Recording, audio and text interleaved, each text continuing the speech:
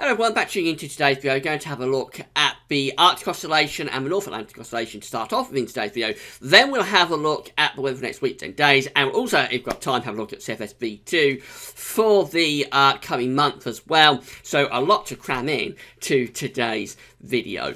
Before I get on with the video though, just say about the ads. There's links to articles on all the pages. Have a browse through widgets and click through the links if there's any articles that you're interested in. Thanks so much for doing that. There's video ads on most of the pages and they open up in the content when you watch them, they'll close back up again, and it all helps to pay for gaswebbiz.com. It allows us to remain completely free. We don't have to worry about subscriptions or pay-per-view, anything like that. We can bring you the updates as you need them and want them, completely free of charge. So thanks very much for getting involved with the advertising, and thanks for doing that. So as I say, let's start off with the Arctic Oscillation. We'll have a look at the North Atlantic Oscillation, and then we'll go on and have a look at the charts for the next week to 10 days. But let's start off with the Arctic Oscillation first of all. So this is the observed and forecast chart for the Arctic Oscillation. The black line here tells us where the Arctic Oscillation has been. We can go back virtually to the start of winter with that, back to the middle of December. The red lines at the end are where the GFS ensembles are forecasting the Arctic Oscillation to go. Now remember, as I always say with this, the Arctic Oscillation is an index that is simply reflecting the state of the atmosphere over the North Pole. It isn't driving anything. It's just an index that reflects what the atmosphere is doing. So when the Arctic Oscillation is positive, it's telling you that the atmosphere over the North Pole, over the Arctic, is generally low pressure dominated. You've got a strong polar vortex. You're keeping the cold usually very bottled up over top of the pole, and consequently you tend to get stronger westerlies through the mid-latitudes, which includes the British Isles. So it's generally, in winter, it's a mild westerly signal when you have a positive Arctic Oscillation.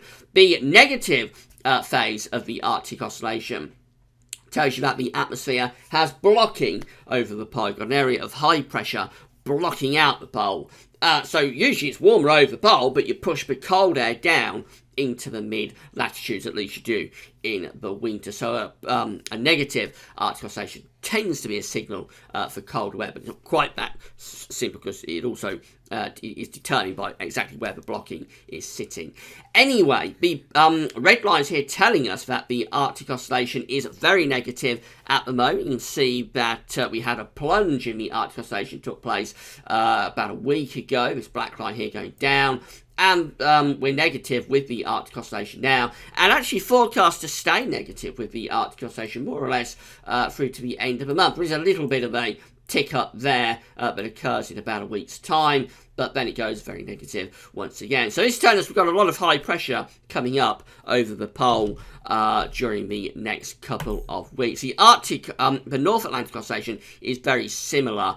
So again, we've got the black line here, which is telling us where the North Atlantic Oscillation has been, going right way back to the middle of December. So it's generally been positive. The red lines where the GFS ensemble forecasting the North Atlantic Oscillation to go.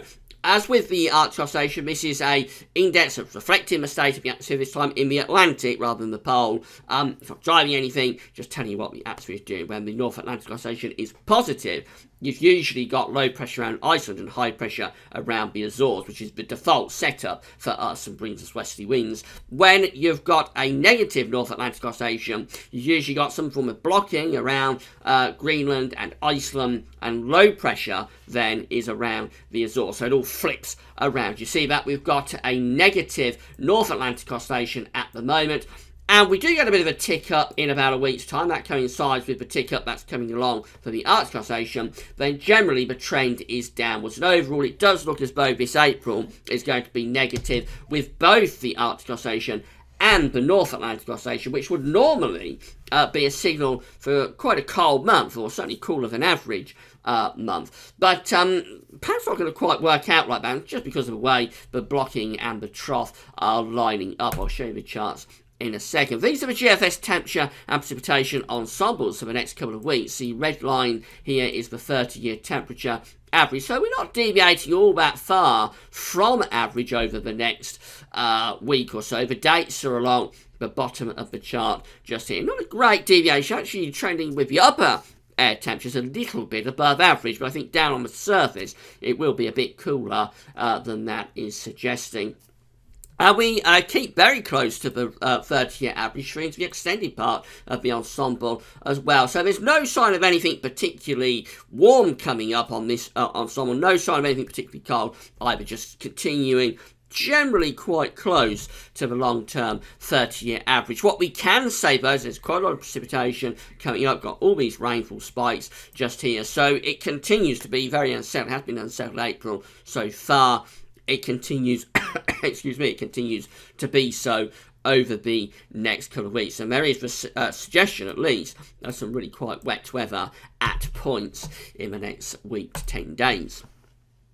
So, despite the fact that the upper air temperatures are holding quite close to the 30-year average, the temperature anomaly down on the surface is actually coming out a bit cooler than average. So, this is the temperature anomaly for the next week. This takes us from the 12th of April today through to the 20th.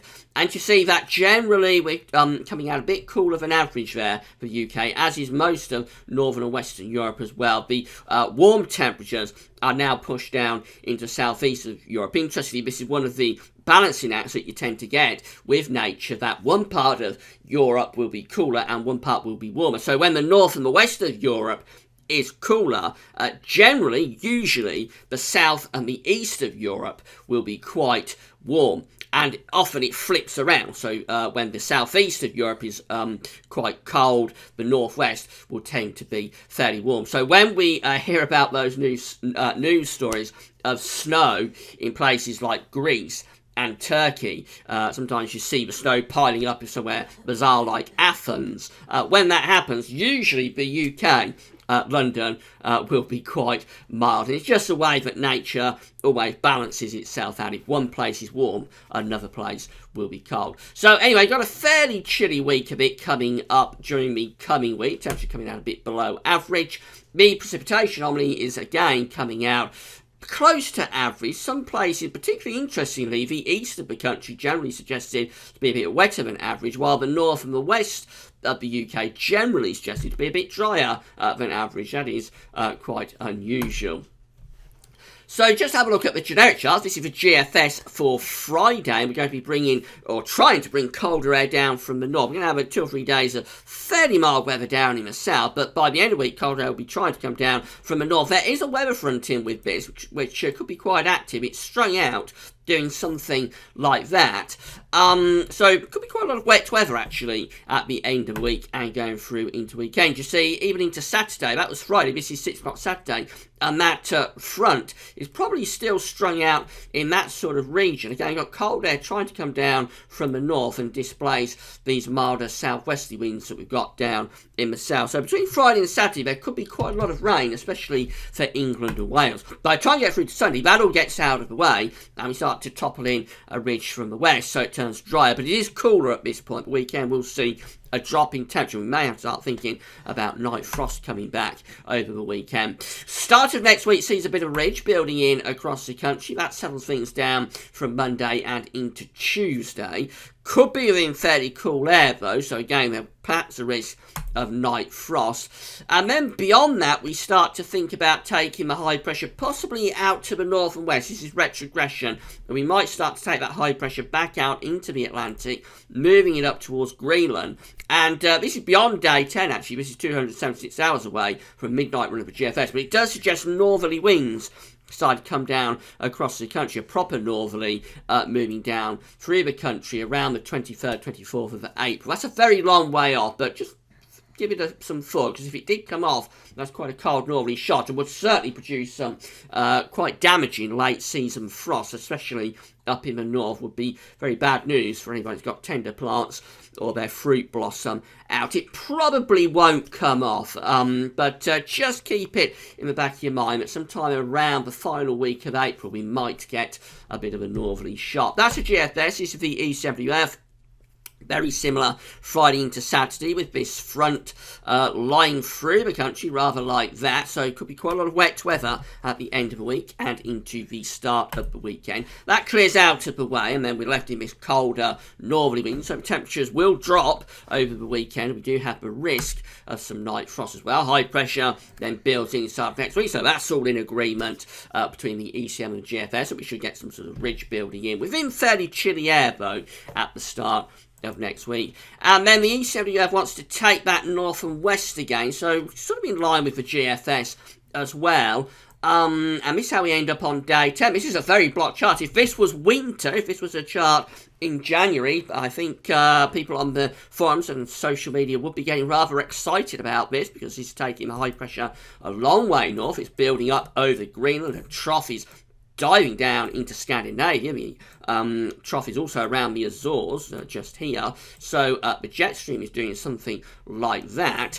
And the upshot is that, again, we could be at risk of bringing down some really quite cold air from the north. So it's a very long way off this, and I'm not overly concerned at the moment. But sometime around the final week of April, we may get a really cold northerly shot, or at least really cold time of year. I mean, don't be expecting widespread snow or anything like that, but certainly for the time of year, it could be quite damaging in terms of night frost. Sometime around the 23rd, 24th of April. We've got a lot of blocking this April, as we were just looking at with the Arctic oscillation charts, and when you've got this level of blocking, you are at risk of pulling down colder air out of the pole, because the blocking sort of displaces the cold air, if you like, out of the Arctic, pushes it down into mid-latitudes. That's generally what's going on. It's just that things haven't lined up right for us so far this April to tap into any of this colder air, but will be pushed out of the Arctic via this blocking. But that doesn't necessarily have to stay that way, and both GFS and the ECM by day 10 are hinting, no more than that, just hinting at the chance of something really quite cold. Certainly in terms of frost, coming along for the end of, or into the final week of April. So we want to keep an eye on. Just have a look at CFS V2 for the next month where I go. So week 1, 500 millibar heights, looking like this. This takes us from the 11th through to 17th of April. Got a ridge here around Greenland, a trough underneath it. So this is becoming weak, and we know what's going on with this. The ridge is trying to bring down colder air from the north, but this trough, just the way it's lined up, is actually dragging up, well, it is chilly air, but it's not that cold, if you see what I mean, from the southwest. So just not quite lining up right. To really tap into that northerly flow, you'd have to shift this trough into central parts of Europe, really, and then that would open the door to that northerly wind. Anyway, quite unsettled and reasonably cool, but not cold, for the coming week. The second week, week 2, 18th through 24th of April, shows ridging to the north and west of the country. The trough is in over Scandinavia. The flow is doing something like that. As we're just seeing, we might start to pull down some colder air there as we get through towards the final week of April. It just depends whether the blocking lines up quite right with the trough. Week 3, this is 25th of April through to the 1st of May. So the 1st of May is Bank Holiday Monday. By the way, the Bank Holiday updates will begin at Gaz Weather Vids at the weekend, probably on Sunday. But for the final week of April, CFS V2 this morning wants to place a deep trough over Scandinavia, also has blocking towards Greenland. So this probably does, by the end of April, this probably does hint at opening the door to that northerly flow. So that will probably be quite cold conditions, cold for the time of year anyway, as we're going through into the end of April and up to the Bank Holiday weekend. And then finally, week 4, the 2nd through to the 8th of May, turns everything round to the west. So the trough becomes centred to the west of Scotland. We've got the ridge building around the Azores. This is more typical than what you'd expect, really, with the flow going back into the west. So that should be milder. It is still unsettled. There'll be bands of rain coming in with that trough, but the flow is reverting to the west through the first week of May.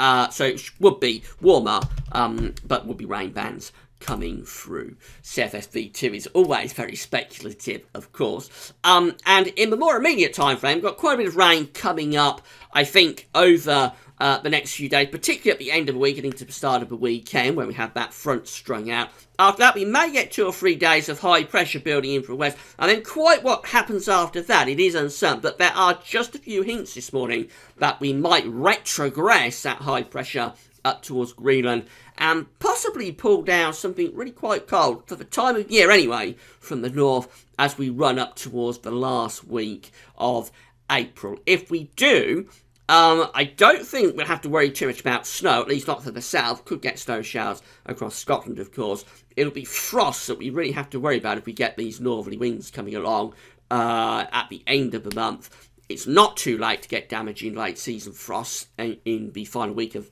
April. So if you're a fruit grower, or if you've got delicate plants out, if you're a farmer, anything like that, or a keen gardener, be a case of watch your space in case those northerly winds do come off at the end of the month. Right, that's all for now. It's 5 day forecast tomorrow. We'll also have a look at the month ahead with the Bayesian Climate Centre tomorrow, so come back to that. But that's all for now, and thanks for watching.